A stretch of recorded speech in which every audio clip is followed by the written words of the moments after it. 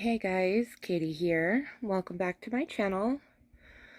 Alright, so I'm gonna do a little review. I just watched this movie, the Manson Family Massacre. It says that it's based on the terrifying true story. Now this was an okay movie.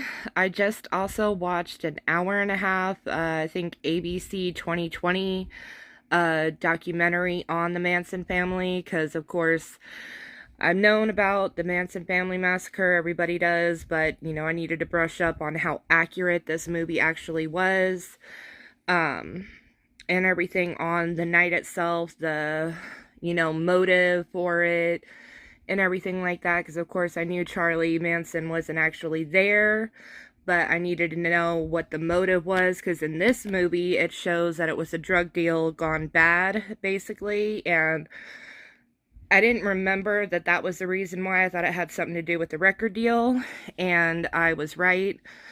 So in the documentary, it's because, yeah, he was trying to get a record deal. He wanted to become, you know, a famous singer and everything.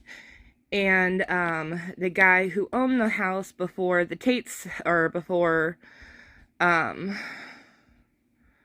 Tate moved in, with her husband and everything, the guy who used to live there before was a record producer guy, whatever, and he wouldn't sign Charles Manson, so he thought that that guy still lived there, and was sent I think it was 3 girls and the 1 guy up there to kill them, to exact revenge, but it was actually Sharon Tate and her friends.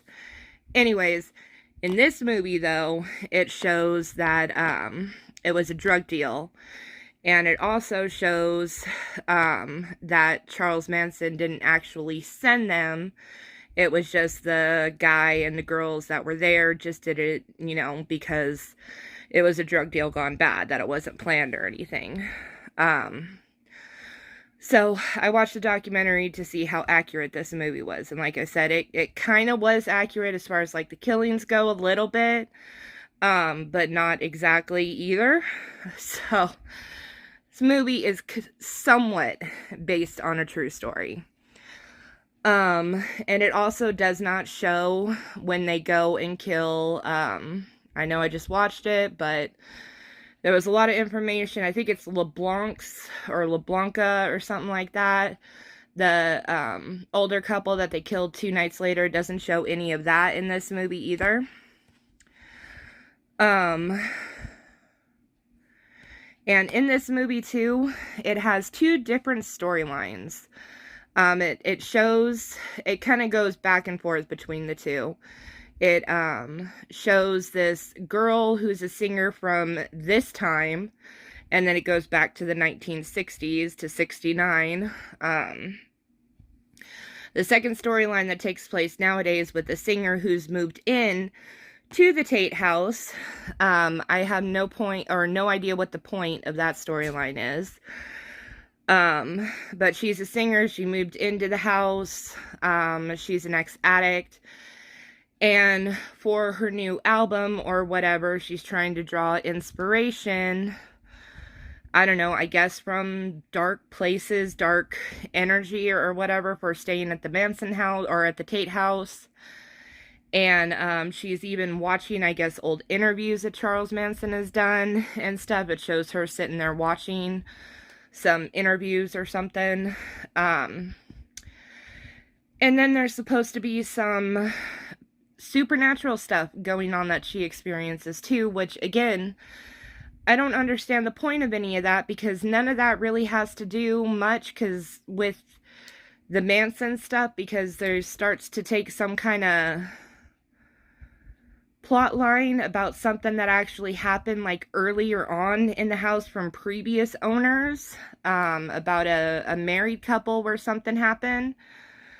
I have no idea what that has to do with anything.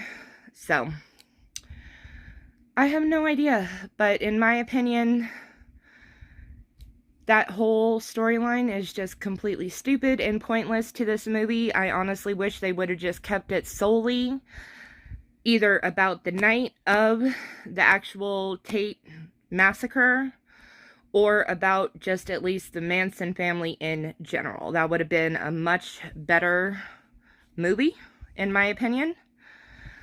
But I don't know. You guys watch it if you do, if you got it, you know, from Dollar Tree or whatever, and let me know what you guys thought of it. But at least the parts with the Manson family and stuff, they got it somewhat close to being partially true. And then at the very end, they do actually give you true updates, you know, of what happened to everybody that was involved as far as who got charged with what. And it does let you know about the other murders. You know, it doesn't show you, like, you know, in the movie, but it gives you a little, you know, reading of what happened and everything. So at least they included all of that, and there is no special features on this movie or anything like that. So, but like I said, at least at the end gives you a little update of everything that happened in the case. So that part was pretty cool. But anyways, that was my little review for this movie. Let me know if I did a good job, or, I mean, I'm new at reviewing. I know I've only done like one other one, I think, on my channel, when Halloween Kills, when me and Joe went to the drive-in to see that. But I want to try to do more of these, especially when they involve true crime and everything. But yeah, so I hope you guys enjoyed, and let me know, again, if you guys got this, and when you watch it, what you guys think. And yeah, alright. Talk to you guys later. Bye.